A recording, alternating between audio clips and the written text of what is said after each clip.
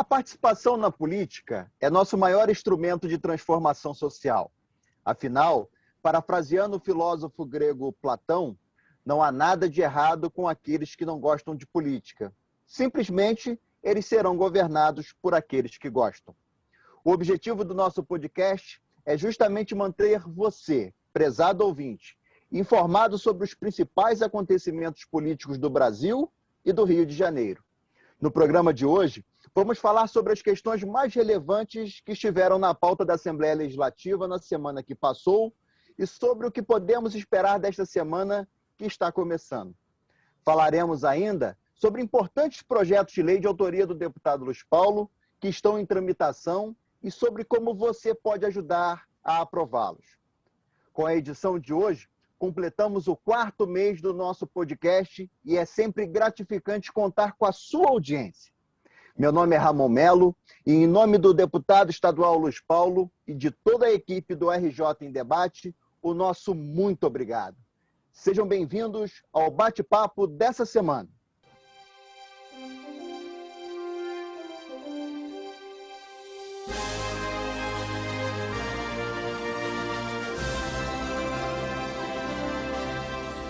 Como tem passado, deputado Luiz Paulo?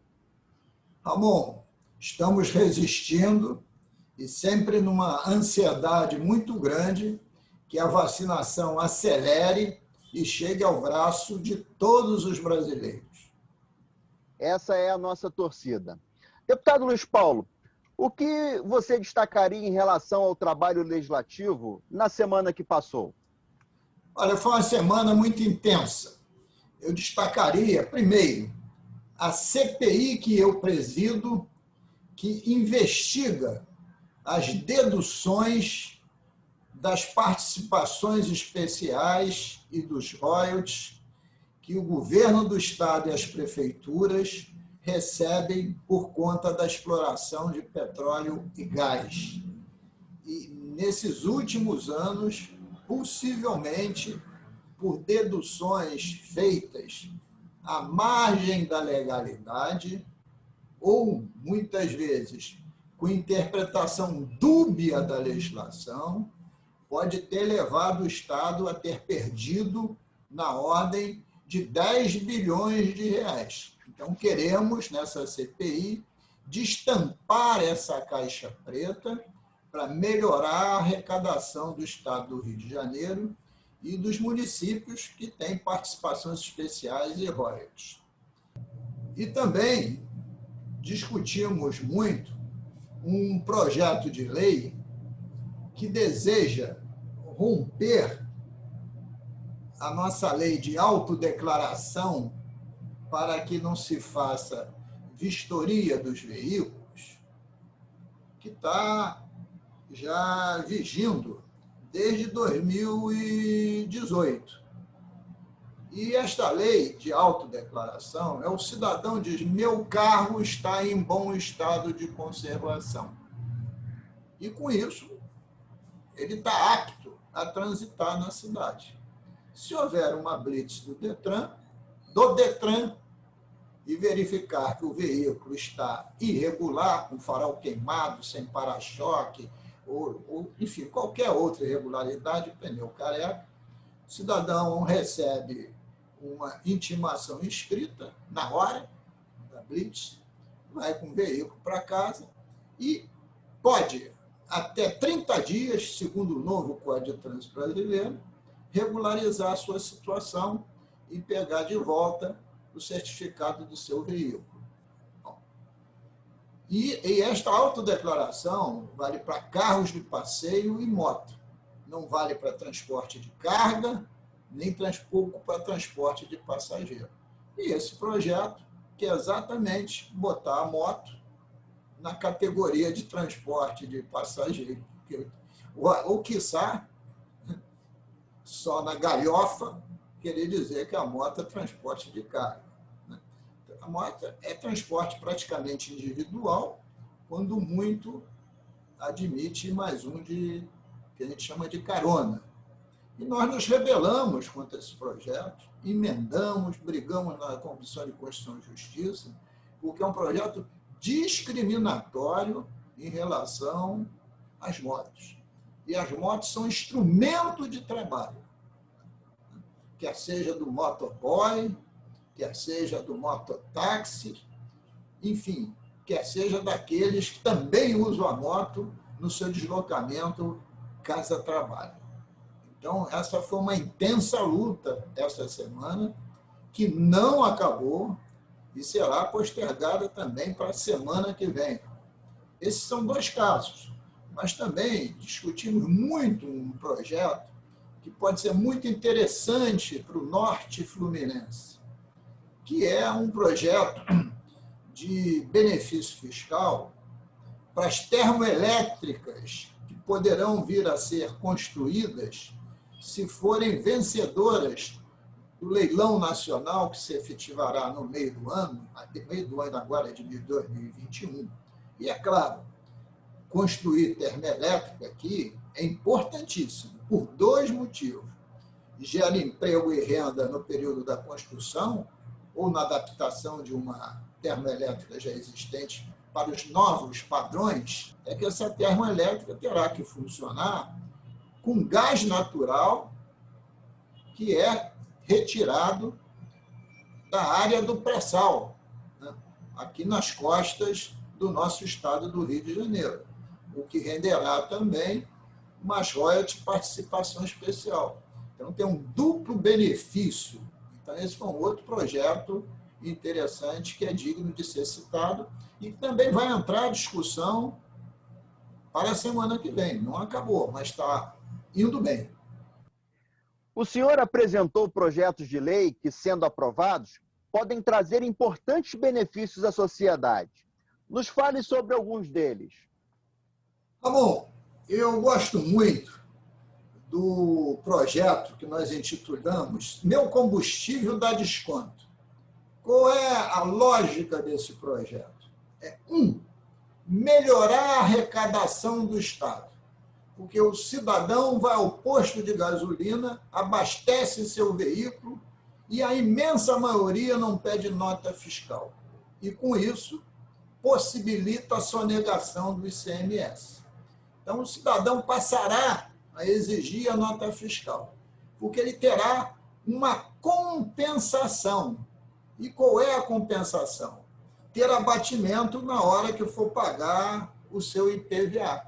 Isto é uma técnica muito utilizada por diversas unidades da federação e aqui no Rio de Janeiro já teve muito sucesso há décadas atrás com o programa Seu Talão Vale 1 Milhão, né?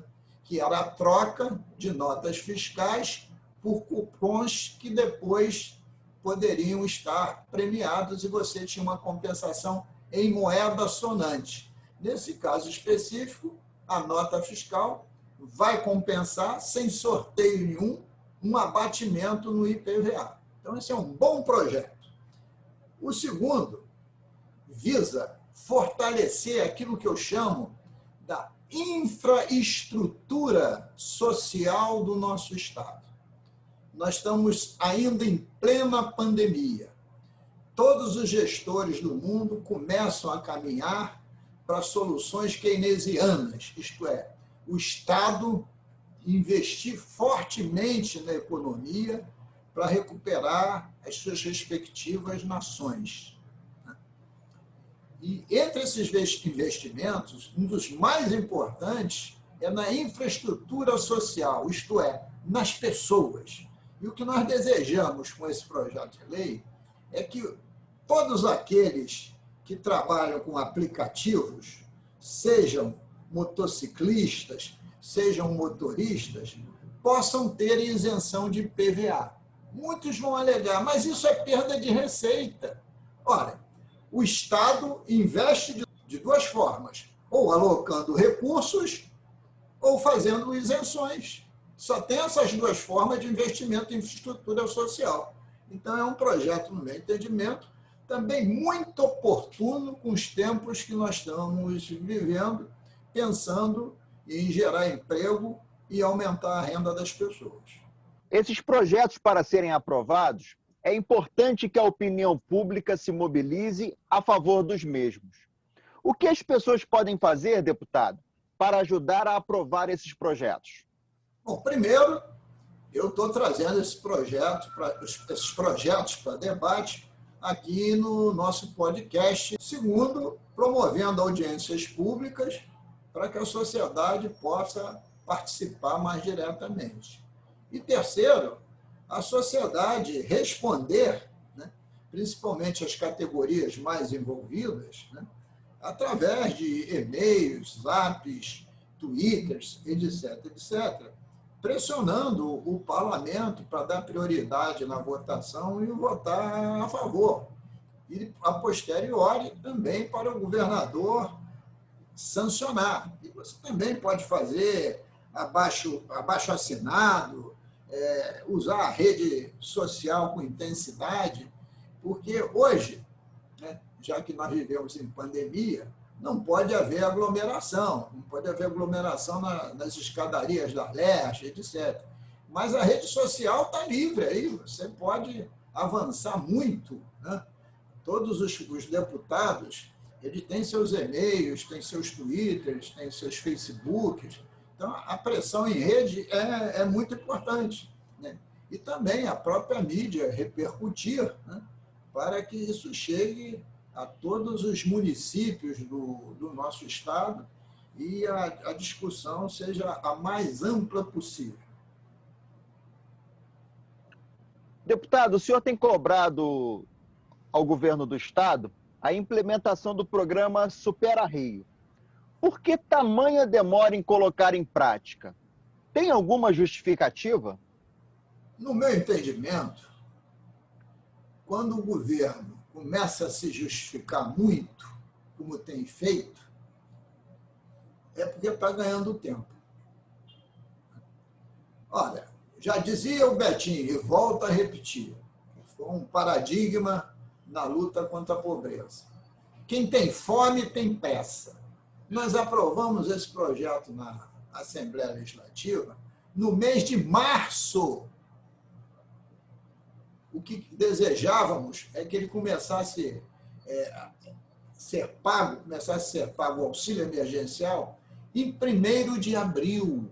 Nós já vamos chegar em 1º de maio, Dia do Trabalhador, e ainda não caiu R$1 para matar a fome dos mais necessitados.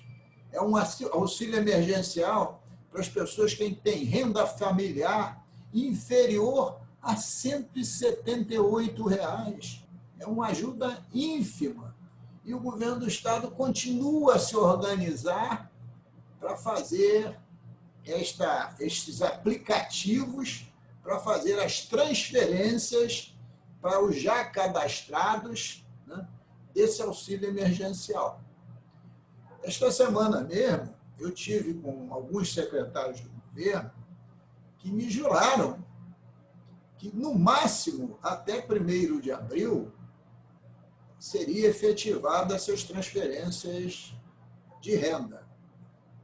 Estamos sempre cobrando, né? Cobrando com discursos, com telefonemas, com críticas, e até mesmo, Ramon, apresentamos um projeto de lei para alterar a lei do Supera Rio, para que se contabilize o primeiro pagamento de auxílio emergencial em 1º de abril, como era a ideia original, né? Porque a ideia original era ser de 1º de abril até 31 de dezembro de 2021. Né? E quanto mais o governo do estado atrasa, é mais um mês que vai embora. Mas tem uma questão a mais, que está sendo objeto, inclusive, de audiência pública nossa. Iniciamos na quinta-feira passada, lá na nossa Comissão de Tributação, esse processo de discussão do Projeto de Desenvolvimento Econômico e Social do Estado. E um dos componentes dessa discussão envolve a AGRIO, que é a Agência de Financiamento do Rio, que vai se prolongar para a semana que vem, para quinta-feira. E por quê? Porque um dos componentes do projeto Supera Rio é que você possa conceder empréstimos de até R$ 50 mil para pequenos empreendedores, para profissionais autônomos. Às vezes, você com R$ 5.000 de empréstimo, você resolve uma atividade econômica de uma pedicure, de uma cabeleireira, de um pedreiro, de um carpinteiro, que pode ter junto de si mais um ajudante. Já são 2 empregos. Né? Então, nessa hora, a gente tem que usar todo esse potencial que nós temos de sermos uma região metropolitana de prestadores de serviço. E o Super-RI também trata disso. E nós definimos, por emenda constitucional, as fontes de recurso. E são 30% do Fundo Estadual de Combate à Pobreza, que é um dinheiro líquido e certo que entra, e outros percentual igual do Fundo Estadual de Proteção à Natureza, né, que a gente chama de FECAM. Então, agora é só o governo botar em ação. Volto a dizer, este projeto é mais um projeto que eu intitulo de uma infraestrutura social de matriz keynesiana, isto é, o Estado agindo como indutor do desenvolvimento e agindo com recursos próprios, oriundo dos impostos, em benefício da população menos favorecida e em benefício da população trabalhadora, de prestadores de serviços, de pequenos empresários. Senão, Ramon, vem aí 1º de maio, vai comemorar o quê? Esse desemprego massivo que está o Brasil? Então, nós queremos exatamente estar dentro desse processo de reverter essa dura realidade que estamos vivendo. E assim mais uma semana que vai começando, deputado Luiz Paulo. O que podemos esperar? Quais os destaques dos próximos dias? Olha, essa semana que entra, né, começa no dia 26, segunda-feira, né, e se estende até o dia 30, sexta-feira, é uma semana muito turbulenta e, ao mesmo tempo, muito promissora. Olha quanta coisa importante vai ser decidida. No dia 30, sexta-feira, no Tribunal Especial Misto, será julgado o impeachment do governador afastado, Wilson Witzel. Este é um fato absolutamente relevante. No dia 30, o governo do Estado, de forma assodada, marcou o leilão da SEDAI, isto é, para concessão de áreas de água e esgoto para a iniciativa privada. No dia 29, na quinta-feira, na véspera, está na pauta projeto de decreto legislativo de autoria do nosso presidente, o deputado André Ceciliano, que visa cassar o decreto do governador, né, que está permitindo que a SEDAI possa ser concedida à iniciativa privada antes do Estado entrar, aderir, no termo que nós gostamos de usar, ao novo regime de recuperação fiscal.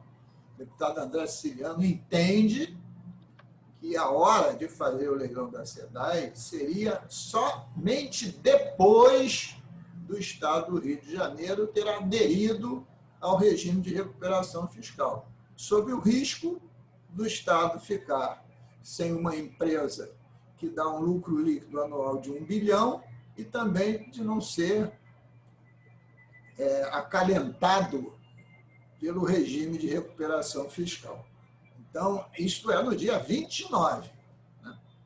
E ainda temos outras votações importantes, projetos em pautas importantes. Eu queria aqui assinalar um que é de redução da alíquota do QAV, do querosene de aviação, para 7 pontos percentuais. Porque o nosso aeroporto internacional do Galeão, depois da pandemia, está praticamente sem passageiros, sem nada. Com empresas indo embora. né? E lá já foi um hub importantíssimo da aviação brasileira. E outras unidades da federação têm preços de querosene muito mais convidativos. Então, é mais fácil o cidadão vir no Santos Dumont, que está sendo vendido para iniciativa privada, o governo federal está jogando tudo no Santos Dumont, pega um voo doméstico, vai para São Paulo e pega um voo internacional, mesmo que sejam raros, né, em São Paulo. E o que a gente faz com o Galeão, com a Ilha do Governador? Nada. Então, você veja, e eu poderia falar mais, né, mas como tem projetos importantíssimos para serem decididos ao longo dessa semana que entra. Ainda falando de futuro, com a eleição de novos prefeitos e vereadores, deputado, seguramente a organização da cidade passará a ser prioridade nas discussões. Planos diretores são tarefas de prefeitos e vereadores. Como o senhor participará de tais debates? Bom, esta é uma boa pergunta. E aqui nós estamos falando para pessoas que estão nos ouvindo nos 92 municípios fluminenses. Eu, particularmente, tenho muita experiência em cidades. Eu tive a honra de, na minha vida profissional, como engenheiro, ter sido secretário de obras da cidade do Rio de Janeiro, ter sido secretário de transportes e ter sido secretário de urbanismo e meio ambiente. Participei profundamente da coordenação e das discussões do Plano Diretor Decenal de 1992, plano diretor revolucionário na gestão do prefeito Marcelo Alencar, que foi aprovado pela Câmara de Vereadores com instrumentos, à época, absolutamente inovadores. Então, eu já guardo essa experiência. Além do mais, fui convidado e aceitei para fazer parte do Conselho da cidade do Rio de Janeiro, que é um órgão consultivo, mas é um espaço também da gente emitir opinião, emitir juízo de valores sobre a nossa cidade do Rio de Janeiro.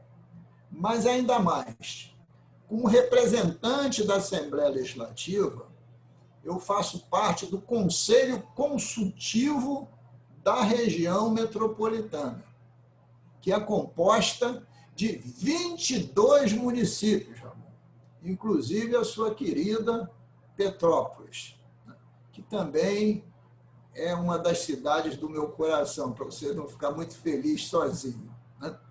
Então, nós estamos aí embasados para travar essa discussão no Parlamento Fluminense, mas ainda mais, nós queremos fazer essa discussão com a sociedade.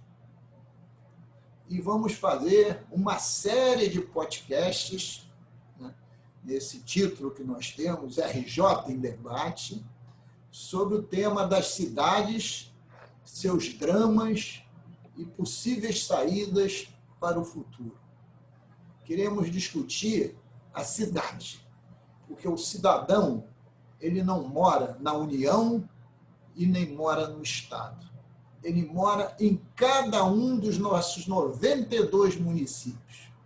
Aí é que ele encontra a calçada esburacada, que ele encontra o sistema viário entupido de veículos, as praças públicas abandonadas, a insegurança urbana, as ruas mal iluminadas, as árvores sem poda, os plantios de árvores de forma errada, porque não se seleciona previamente que tipo arbóreo deve ser plantado em cada lugar. Você se depara, principalmente nas nossas favelas e nas regiões periféricas, com a falta total de saneamento básico.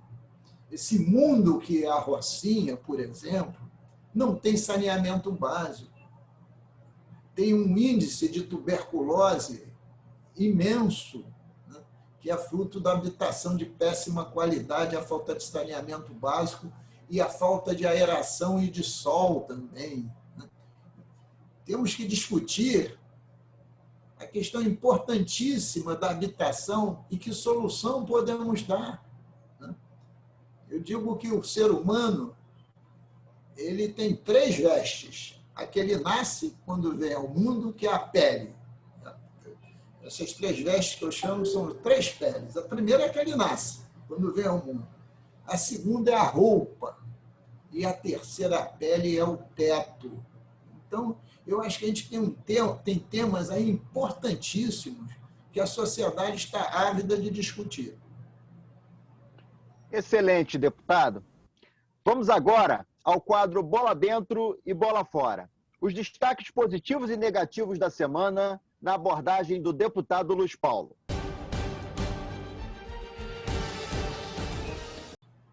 Bola fora, mais uma vez, para o governo Bolsonaro, pelo seu descaso em relação ao meio ambiente. Todas as ações patrocinadas pelo governo Bolsonaro, sob o comando do ministro do Meio Ambiente, Ricardo Salles, é para desmontar a máquina pública que fazia o controle das questões ambientais, quer seja o seu quadro de pessoal, quer seja o uso dos meios tecnológicos, quer seja pela utilização de recursos internacionais que poderiam ser utilizados para o controle do desmatamento na região amazônica.